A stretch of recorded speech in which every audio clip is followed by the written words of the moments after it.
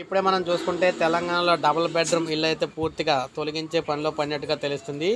ఇల్లులు అయితే ఒక పక్కన అంటే డబుల్ బెడ్రూమ్ ఇల్లు ముందుగా పూర్తి చేస్తే మ్యాక్సిమం ఇక్కడ గత ప్రభుత్వానికి అయితే పేరైతే వస్తుంది. అయితే ముఖ్యంగా ఈ ఇల్లును పూర్తి చేయండి అని చెప్పేసి చెప్తూ ఉన్నారు.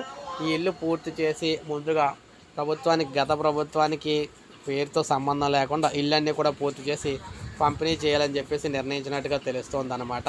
సో మీరు చూసుకోవచ్చు, తక్షణమే మనకి ఇక్కడ ఏదైతే ప్రజెంట్ ఇంకా పనులు పూర్తి అవ్వలేదో అటువంటి ఇళ్ళన్నీ కూడా పూర్తి చేయాలని చెప్తున్నారు.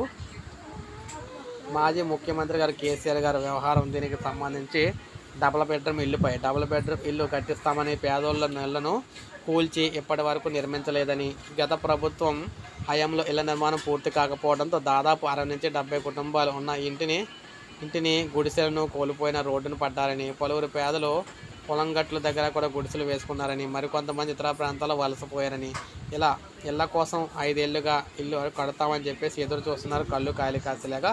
కానీ ఇల్లు అయితే పూర్తి అవ్వలేదు. సో అందుకే ఇల్లన్నీ పూర్తి చేసి వెంటనే ఇల్లు అయితే ఇవ్వాలని చెప్పేసి మంత్రి గారు అయితే చెప్పడం జరిగిందనమాట.